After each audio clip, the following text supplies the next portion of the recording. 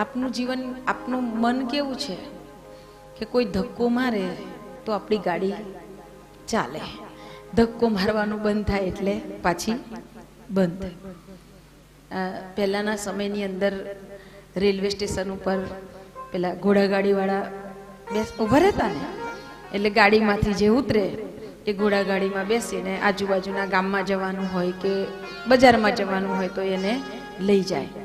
આપણે ડભોઈમાં પણ બહુ ઘોડાગાડીઓ હતી, ખબર ને? એવી રીતે દૂરના ગામડા હોય ને ત્યાં પણ ઘોડાગાડી વાળો ઊભો હોય, એની અંદર બેસી જાય ને બીજા ગામ લઈ જાય. એકવાર સવારી ગાડીમાંથી સવારી ઉતરી અને ઘોડાગાડીમાં બેઠા. હવે ઘોડાગાડી વાળો ઘોડાગાડી ચલાવે પણ થોડુંક ચાલે અને ઘોડાગાડી પાછી ઘોડો ઊભો રહી જાય. ઘોડો ઊભો રહી જાય એટલે પેલો એને મારે કે ચાબુક મારે, આમ તેમ કરે, પણ ઘોડો ના ચાલે એટલે પાછો નીચે ઉતરે. નીચે ઉતરી પછી ઘોડાની સામે થોડો નાચ કરે, ઠેકડા રેવા માંડે. એટલે નાચે ને એટલે પેલો ઘોડો પછી ચાલે. એટલે થોડુંક ચાલે ને પાછો ઊભો રહી જાય, પાછો નીચે ઉતરે ને પાછો નાચે. પેલો નાચે એટલે થોડીક વાર પાછો ઘોડો ચાલે. એમ જેટલી વાર ઉતરે ને એટલી વાર નાચે ત્યારે જ ઘોડો ચાલે, ને થોડીક વાર ચાલે ને પાછો બંધ થઈ જાય. એટલે પેલા સવારી વાળા કે ભાઈ આ તું આવું નાટક કરી કરીને ક્યારે પહોંચાડીશ? તો કે પણ શું કરું, મારો ઘોડો જે હતો ને અનુભવી એ બીમાર પડ્યો છે અને હવે મારે રોજી તો કમાવ્યા નહીં ને એટલે મારે બીજો ઘોડો લાવીને મૂકવો પડ્યો, ને આ ઘોડો જાનવાળાનો છે. પેલા વરઘોડામાં કાયમ નાચે ને એટલે એની અમે હું નાચું તો પાછો ચાલે. હવે કોઈ આપણી આગળ આવી નાચ્યા કરે ને ધક્કા માર્યા કરે ત્યારે આપણે ચાલીશું તો આપણને આપણી ગાડી કેટલી ચાલશે? હે, આપણી ગાડી કેટલી ચાલશે? હવે આપણે તો જાગૃત બનીએ, આપણે તો ચાલવા તૈયાર થઈએ કે ભાઈ આવી રીતે ચાલવાનું છે. આપણને એટલી તો આટલા વર્ષો થઈ ગયા, હવે તો ખબર પડવી જોઈએ. હે, પરમ પૂજ્ય ગુરુદેવનો આશય કે આપણામાં દેવત્વ જગાડવાનું છે, તો આપણે આપણી અંદર દેવત્વ જાગ્યું કે નહીં? માનવ જન્મ સાર્થક થવા માટેના કોઈક પ્રયત્નો આપણે કર્યા કે ના કર્યા? આટલું બધું આપણને કહેવામાં આવે છે, એમાંથી આપણે કેટલું અપનાવ્યું? ઘણી વાર મને સવારમાં એટલું દુઃખ થાય કે પરમ પૂજ્ય ગુરુદેવે તો બતાવ્યું કે હું તમારા એક નહીં, તમારા ત્રણ શરીરથી તમને ઉપર ઉઠાવવા માંગુ છું, 3 શરીરથી ઉપર ઉઠાવવા માંગુ છું. હે, અને એટલા માટે તો સવારમાં પરમ પૂજ્ય ગુરુદેવ આપનું સ્થૂળ શરીર, આપનું સૂક્ષ્મ શરીર, આપનું કારણ શરીર, 3 શરીરની અંદર એ પરમ પવિત્ર પ્રકાશ પુંજને લહેરાતો કરી અને 3 શરીરોથી આપણને ઉપર ઉઠાવવા માંગે કે બેટા તારા આ શરીર દ્વારા થયેલા પાપો છે ને એમાંથી મારે તને બહાર કાઢવો છે. તારા સૂક્ષ્મ શરીર, તારા વિચારોથી પણ થયેલા પાપ છે ને એમાંથી પણ મારે તને બચાવવો છે. એટલું જ નહીં બેટા, તારા કારણ શરીરથી પાપ થયેલા હોય ને, તારો ખાલી ભાવનાત્મક દ્રષ્ટિથી પણ પાપ થયેલા હોય ને તો એમાંથી પણ મારે તને બચાવવો છે. એમ 3 શરીરની અંદર પરમ પૂજ્ય ગુરુદેવ અખંડ ઐશ્વર્યને ભરવાનો પ્રયત્ન કરે. પણ જ્યારે હું સંખ્યા એટલી જોઉં ને તો મને એમ થાય કે ખામી તમારા બધામાં નથી, ખામી મારી અંદર છે. મને એમ થાય કે ગુરુદેવ તમે તો મને જે કામ સોંપ્યું એ મારે હું કદાચ એટલી ખંતથી કરી નથી શકતી.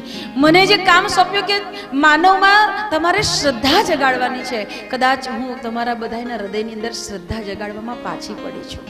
હું મારું શોધન કરું છું કે મારામાં એવી કઈ ખામી છે ગુરુદેવ કે હજી આટલા સમયથી આવનારી વ્યક્તિના ભીતરમાં હજી એ ભાવ ન જાગે, કેમ જાગૃતિ ન આવે? આ માનવ જન્મ સાર્થક કેવી રીતે થશે?